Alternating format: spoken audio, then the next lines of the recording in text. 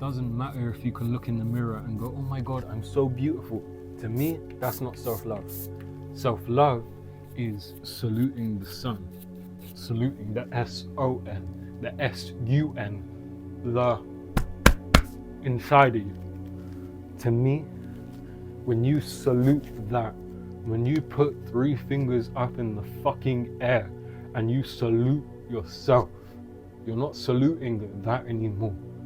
You used to salute that. And why did you used to salute that?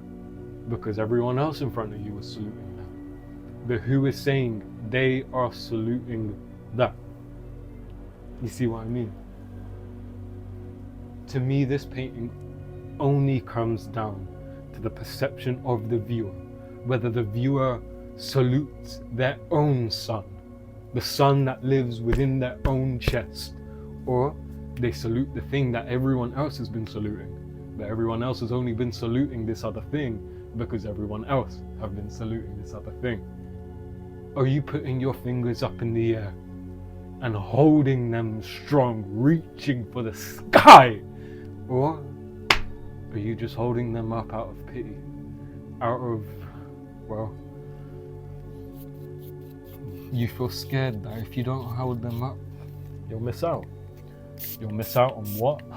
That I couldn't tell you. And I don't even think you can find the answer to that yourself too. Whether you can find the answer to what these people are saluting or not, it doesn't matter. Because the answer is all around you and it's not around you at the same time.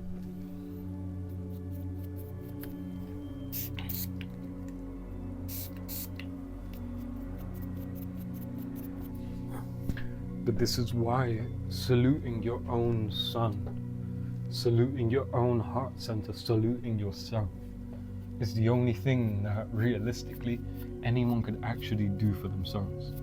We all have our own free will to hold our fingers up in the fucking air and to salute ourselves.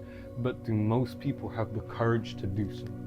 To hold your hands up in a sea of people that are already holding their hands up, but saluting something that, whether other people are saluting this other thing, it doesn't matter. As long as you're saluting this other thing, you will find other people that salute this thing. This is why I say this painting only comes down to the perception of the viewer. Because if the viewer has got their own hands up, saluting themselves, they understand that these people are saluting this. But if the viewer doesn't understand that, and they've been following what other people have been telling them to follow, and not following their own inherent nature, they are only going to salute that, because they don't know how else to salute anything else. Or, I mean, at least they don't know that there's something else that they could be saluting. The most obvious thing that you can be saluting, the highest thing in the sky that you can be saluting, people don't salute.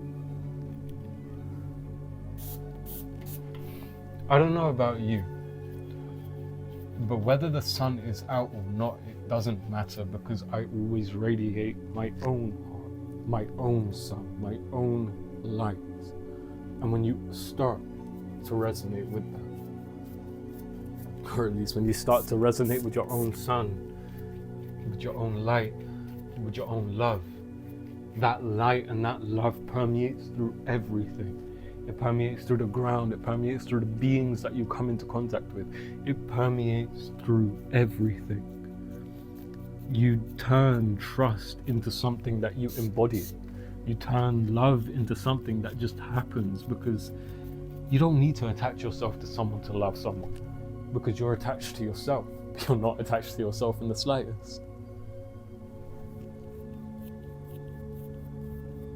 They say you can't love someone if you don't love yourself. But how can you really love yourself if you're not saluting yourself at the same time too? This isn't something about ego. This is something about evolution. And when you understand that, you start discerning between the people that you should have in your life and the people that realistically need to get thrown in the bin. Most people don't really deserve to be in your life. They're only in your life to teach you, so that you can throw them in the bin and you can go, thank you. Thank you for showing me that I could never be you. Even if I tried as hard as I could never stray off my own inherent nature, my own inherent nature to stand up fucking high and to salute my own sun.